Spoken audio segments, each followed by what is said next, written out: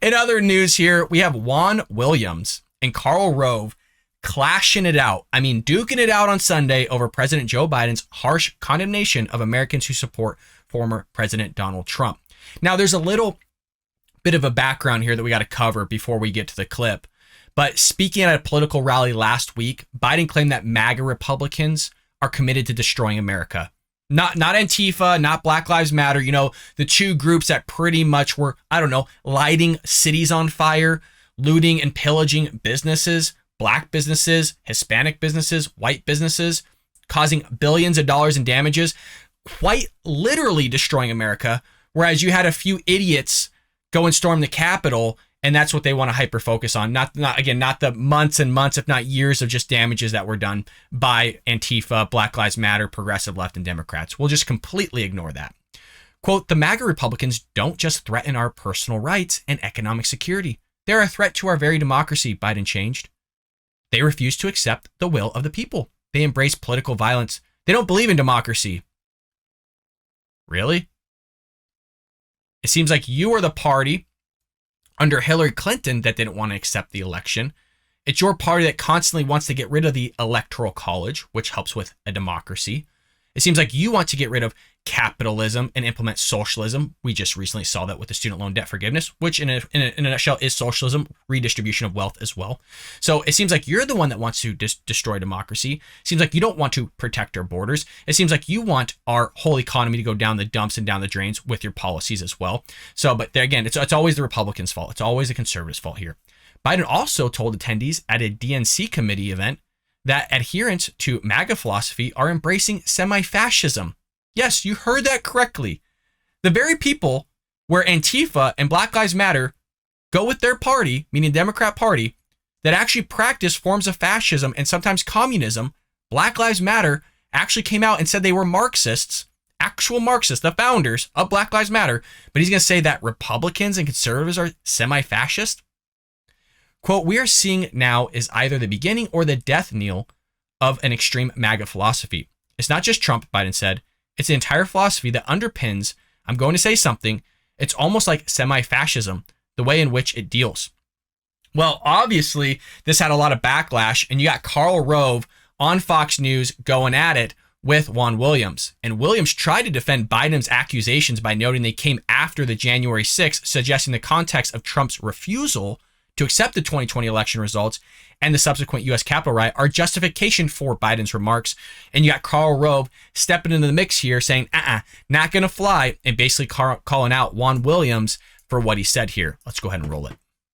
President Biden was attacking Republicans generally. He was not talking about the people who assaulted the Capitol that sits to the south of us here.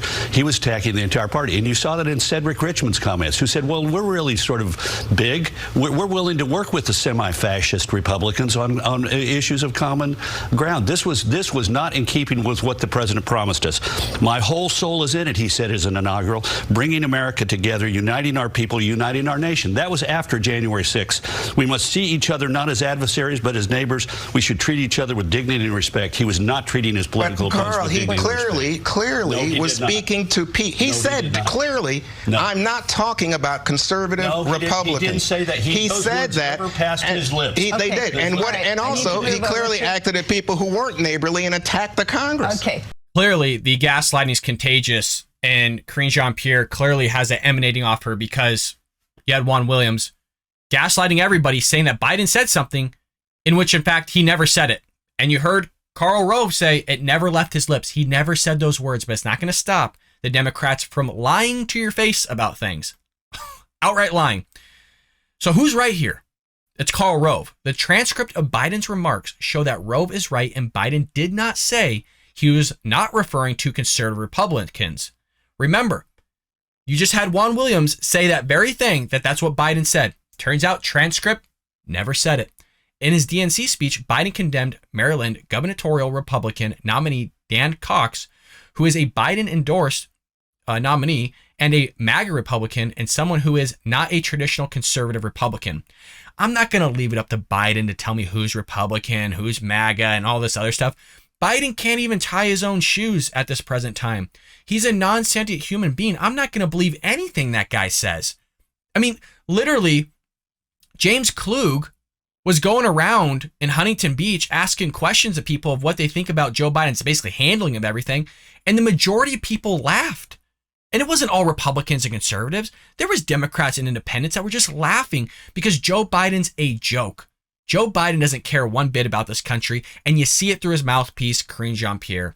Like I said in that last segment with Peter Doocy, you just clearly saw the gaslighting, and that's rolling over here with Juan Williams on Fox News, pretending like Biden said something that he never said. And the thing was, him rolling his eyes, it seemed like he actually really believed it. That's the sad thing, is that he concocted this whole thing in his imagination, and all of a sudden it has to be real. In the same way that Karine Jean-Pierre, in her imagination, thinks that people aren't actually walking across the border.